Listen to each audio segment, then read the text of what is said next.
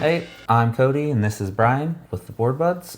Today we're going to be reviewing the 20 strong Tanglewoods Red deck from Chip Theory Games. In this game, you're going to roll dice and move through a forest that can be either night or day, fight enemies, acquire items to boost your stats and such, and hopefully get to the end at Grandma's house and fight the big bad wolf. We'll start off with talking about the mechanics.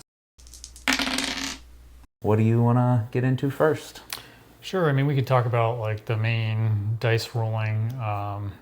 Basically comes with 20 dice of a bunch of different colors. And when you go through the game, every time that you get into an encounter, you basically get to choose how many dice that you're going to roll and which colors you're going to roll. And then roll those, see what happens, and depending on which character you get to like re-roll a couple of those, add more dice in. But another part of that is that each character has a certain amount of dice that they can get back after every encounter. So you're kind of trying to weigh how much you want to commit into that fight, knowing how much you're going to get back and not waste all of your dice before too long. Yeah, the choice of how many dice to use in any encounter was pretty good. Because like you said, if you get all your dice exhausted, then you're just kind of out of luck. The stat for how many you get back isn't very high for most of them. Yeah. Most characters at the start. I think it's usually like 2 or so to start with. Yeah, a lot of the stats were down at like 2 or 1. Yeah. I definitely, the times I've done the best was trying to get your recovery stat as high as I could, so I could roll as much as I could. Yeah, definitely. Yeah, and you have less of kind of the higher value colored dice, so you gotta really decide when you want to use those. They have more hits on them, so easier to hit. But if you use it, it might be gone, and a lot of the cards and effects that get you dice back, I think, usually require you to get the lowest dice back. Yeah, a lot of the recovery, like you can visit a merchant sometimes to buy dice back from your exhausted pool or the exiled pool. I don't remember what it was called, but sometimes dice get removed from the game. And when you do that, it is always take the worst dice back. It's never pick which one you want. Yeah. So you kind of... It's weird. You can balance maybe like using a lot more of your higher dice, knowing that like if you only use higher dice, you can buy those back, even though you'll have a lot more lower dice. Did you like this combat mechanism? Yeah, it was interesting. I mean, obviously it's dice rolling at the end of the day, so like sometimes you just get unlucky, but it was definitely kind of interesting trying to figure out what like the optimal amount of dice to commit was, and balancing that, and how many rerolls my character had, and how lucky I wanted to be, or if I just wanted to say, hey, you know what, it's not worth committing dice, maybe I just like take the loss in this fight, or try to avoid this fight. The dice rolling was fine. The dice are nice, so that's nice, that does help. Like, that does help.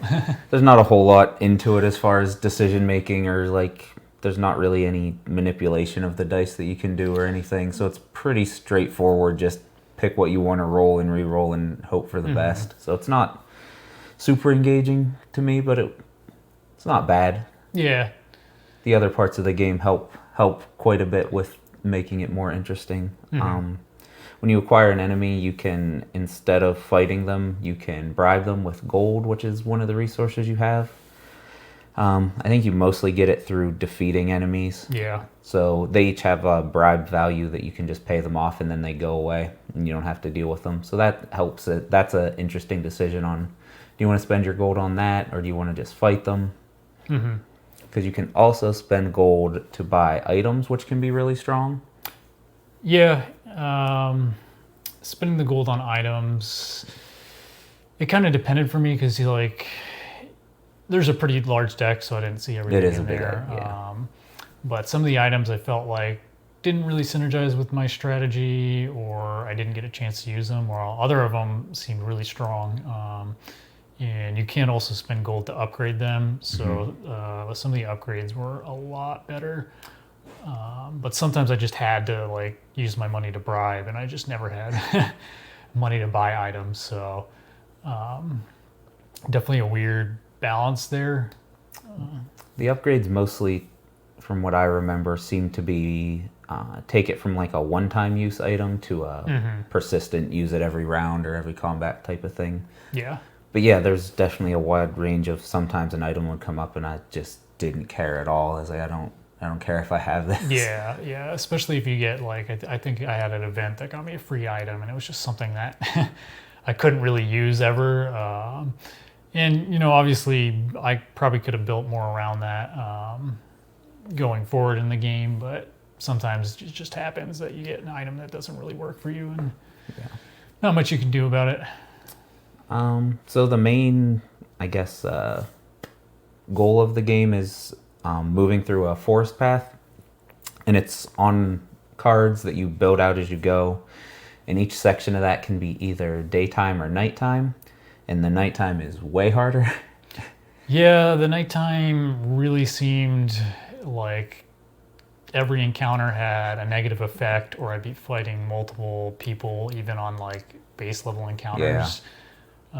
So I really didn't want to get into the nighttime fights, but a lot of the time I just like I felt stuck on choice. I feel like I was stuck on nighttime constantly. There's a mechanic that you can scout ahead, and if you roll the dice well, it comes up daytime. But for some reason, no matter, every single time I got nighttime. Like almost every time I've played, it's just night. Yeah, and I think I even had some events that like flipped my daytime cards to night, and I was like, oh, are you kidding me? Yes, I got frustrated with how much nighttime I had to deal with.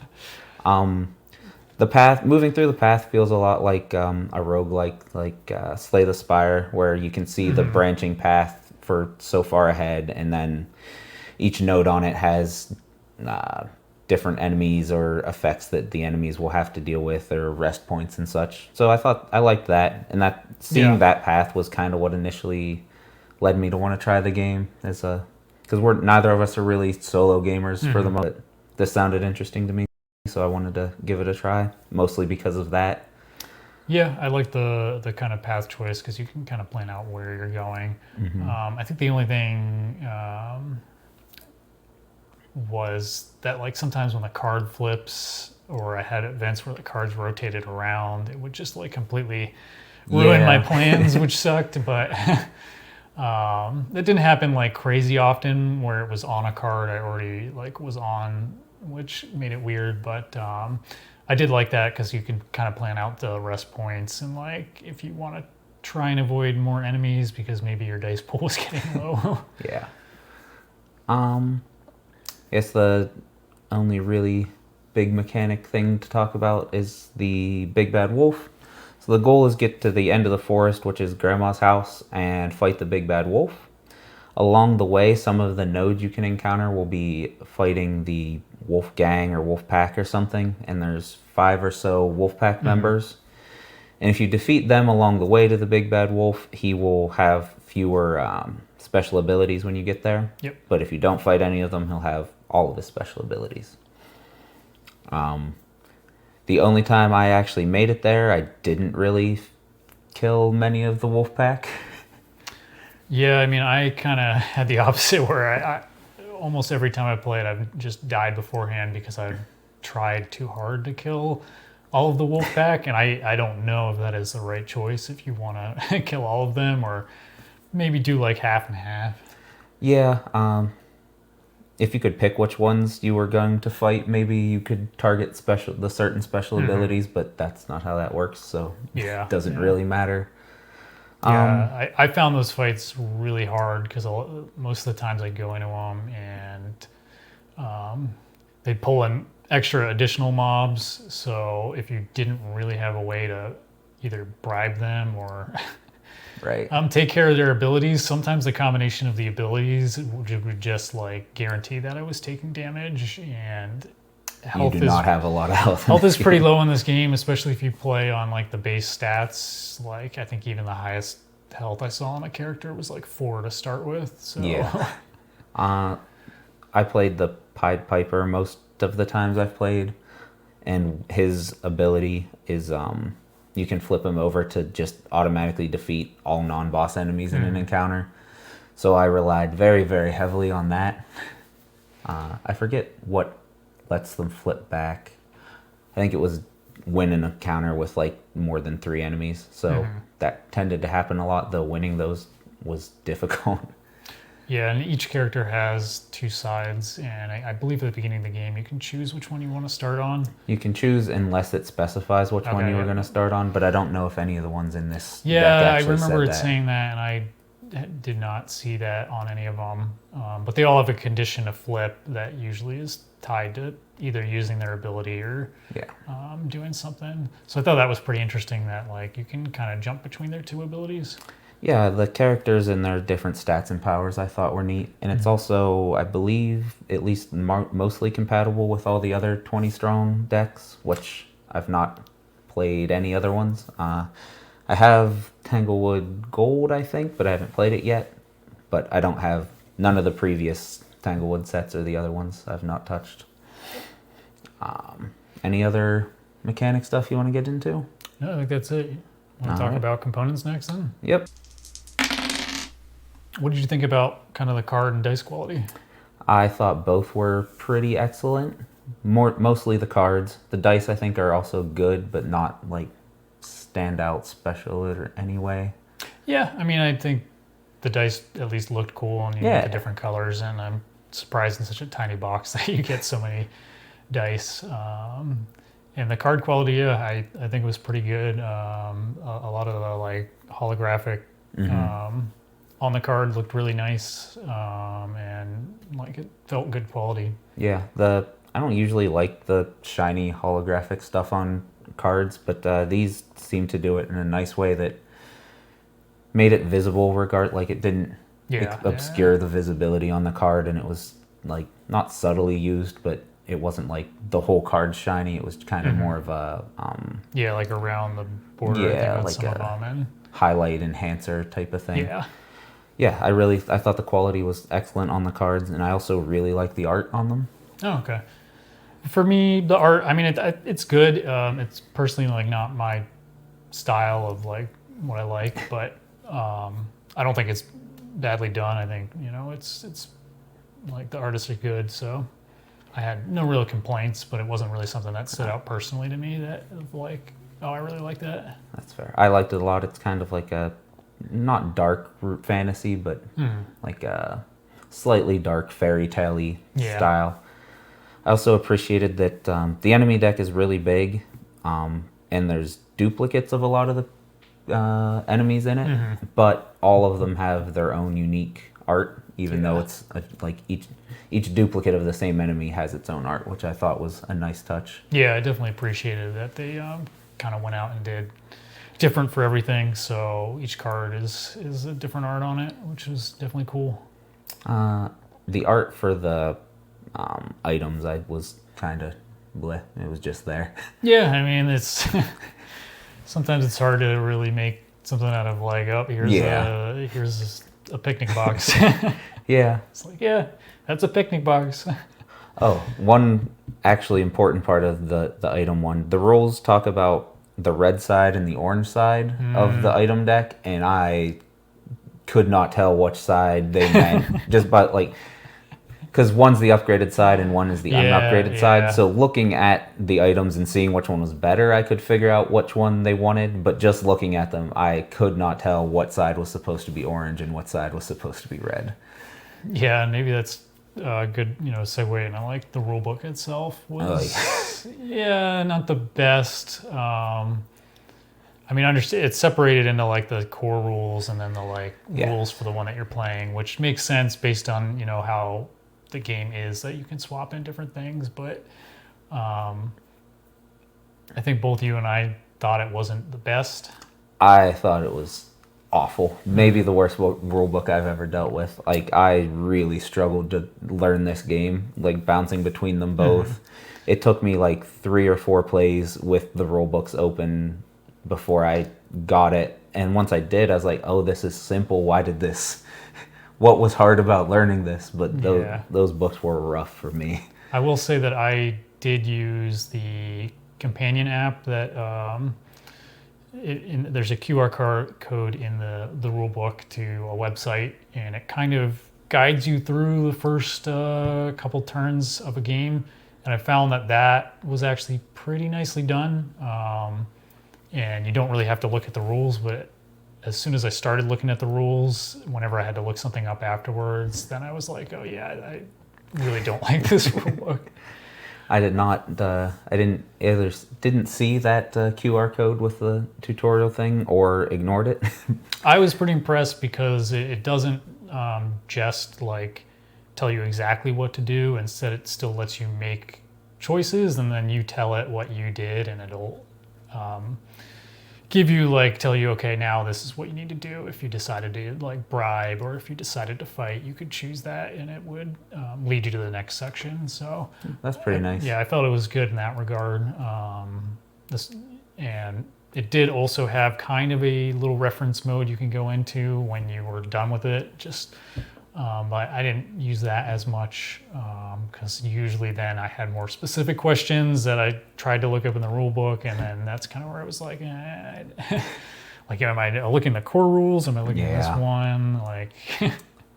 And then if you do look in the core rules, it'll be like, oh, then just reference the specific rules for the deck you're playing, and then the deck rulebook will say the opposite, reference what it says in the core rulebook. And I just put them all in the rulebook for the deck. It's not, the rules aren't that big. It would fit. It'd be fine. I hated this rule.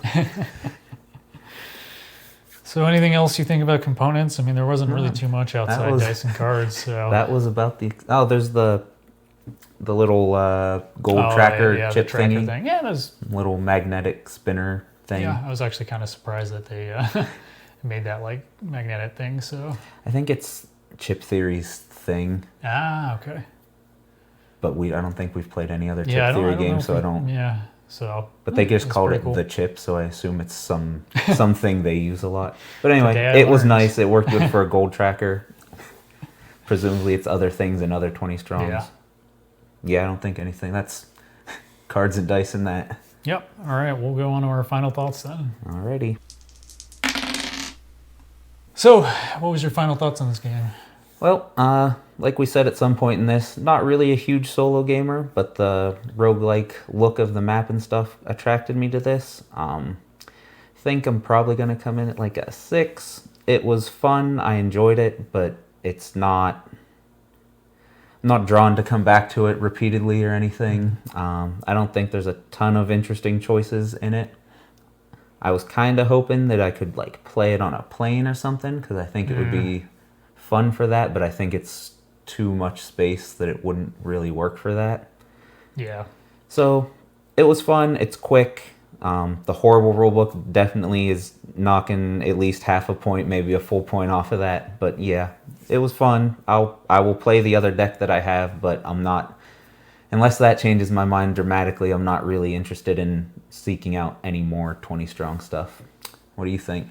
I would give it a 7. Said I don't play a ton of solo games. I think if you played this a lot, it could get kind of interesting and min-maxing and figuring out exactly how, what the most optimal strategy is. But I think, unfortunately, I don't really have a ton of time to keep playing it. So, especially, with the rule book, if I play it a couple times and then go a long time without playing it, and then I'm like, I'd have to figure out again how to set it all up. But I'd be interested in playing again.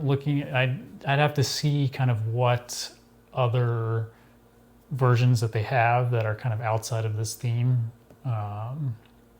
because I think personally the theme itself isn't really big for me, which I think is a big downside. But I did think it was interesting. It was different from other games that I've played, and I think if you played it a lot, it could be pretty fun. especially if you really get the rules down and something that you can get quick through a couple games. As I played more and actually got the rules down and didn't have to look things up, it definitely went smoothly and was more enjoyable. All right, so that was 20 Strong. Check it out if you like it, and we'll catch you next time. Bye.